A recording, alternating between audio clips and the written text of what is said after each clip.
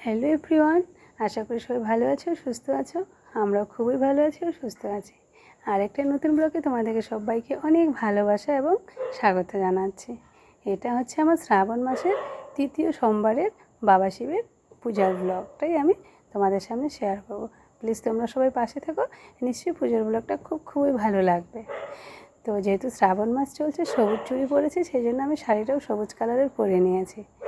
আর আজকে হচ্ছে আমার ব্রত আছে, আর এটা হচ্ছে আমার সন্ধ্যার দিকটা।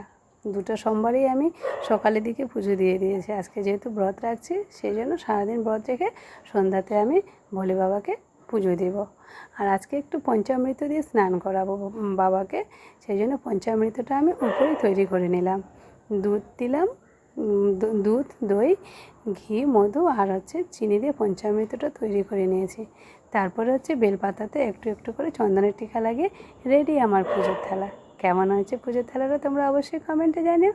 আমি ফলও নিয়েছি, আতপ চাল নিয়েছি, একটু ডাল আর হচ্ছে চন্দনটা নিয়ে নিলাম, 3টা ফল, আকণ্ঠ মালা সব কিছু নিয়ে আমি মন্দিরে চলে এসেছি।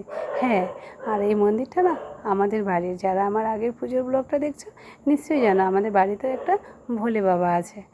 আর এই শিব বাবাকে আমি প্রত্যেক সোমবারই পুজো দিই সারা বছরেই, কিন্তু সেইভাবে দেওয়া হয় না, যেটা শ্রাবণের সোমবারটা দিয়ে একটু স্পেশাল করে দিই।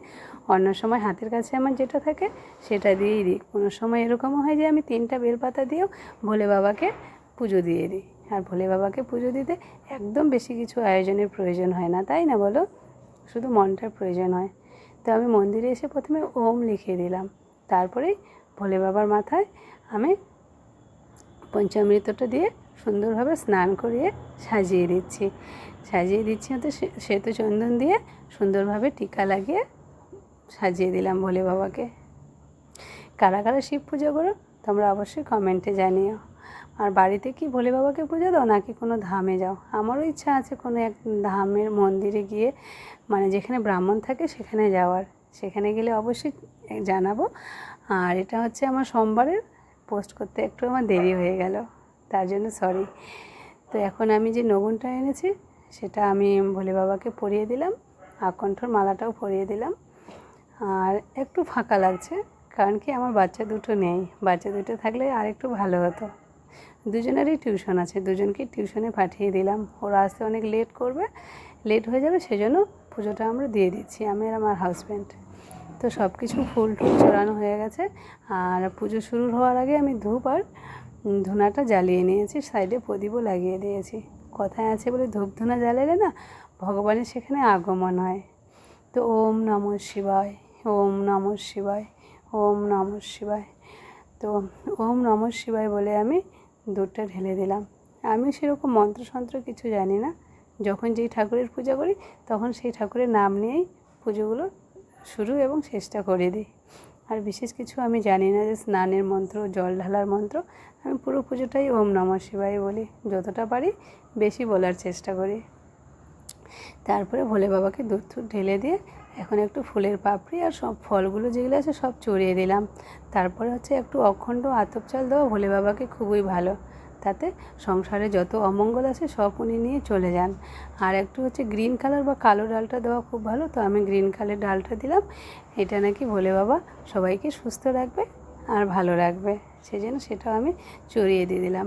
নিচে যেহেতু সন্দেশটা আছে সেটাকে আমি জল দিয়ে একটু নিবেদন করে দিলাম ভোলে বাবাকে। তোমরা কীভাবে পুজো দাও অবশ্যই কমেন্টে জানিও। আর আমার পুজোয় মানে সব কিছু ঠিকঠাক আছে কি না সেটাও জানিও। আমি আমার যেই পুজোই করি না কেন আমি নিজের মতন করেই করি, যেটা হাতের কাছে পাই সেটাই দিয়ে দিই।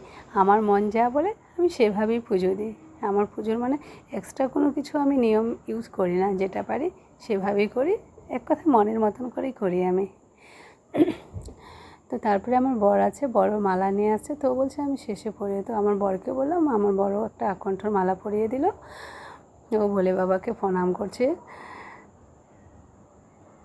জলও ঢেলেছে, সেই ভিডিওটা আবার ক্লিক হয়নি। তারপরে এটা হচ্ছে ঘিয়ের প্রদীপ, 5টা ঘিয়ের প্রদীপটা একটু ভোলে বাবাকে দেখিয়ে দিচ্ছি। আর ঘিয়ের প্রদীপ দেখানো ভোলে বাবাকে ভীষণ ভালো, প্রত্যেক ভগবানই ঘিয়ের প্রদীপ পছন্দ করে, তাই না? ওম নমঃ শিবায়, ওম নমঃ শিবায়, ওম নমঃ শিবায়। আর পুজোর শেষে আমরা দুইজনেই বসে, আমি আর আমার হাজব্যান্ড দুজনে বসে আমরা 101বার ভোলে বাবার নাম জপ করেছি চুপচাপ করে। তখন আমি বলছি না, এখন কোনো ক্যামেরা হবে না, এখন পুজো হয়ে গেছে, তো এখন আমরা একদম চোখ বন্ধ করে 101বার নাম জপ করেছি। তখন ভোলে বাবাকে এটাই বলেছি যে আমাদের পুজোয় কোনো ভুল ত্রুটি হলে আমাদের যেন ক্ষমা করে, আমাদের পুজোটা ভোলে বাবা গ্রহণ করে, সেটাই, তাই না? এখন একটু ধূপ দীপ প্রদীপ সবগুলো আমি দেখিয়ে দিচ্ছি। আর ওম নমঃ শিবায়, ওম নমঃ শিবায়, ওম নমঃ শিবায়। সবাইকে ভালো রেখো বাবা, সবাইকে সুস্থ রেখো, ভালো রেখো, হাসি খুশি রেখো। সবার মধ্যে আমিও আছি আর আমার পরিবারও আছে, আমার পরিবারও যেন ভালো থাকে আর সুস্থ থাকে। আর আমাদের কিছু ভুল হয়ে গেলে সবাইকে যেন আমাদের ক্ষমা করে দেয়, তাই না? তো চলো আজকে এটুকুই। ওকে বাই, টাটা, দেখা হচ্ছে নেক্সট।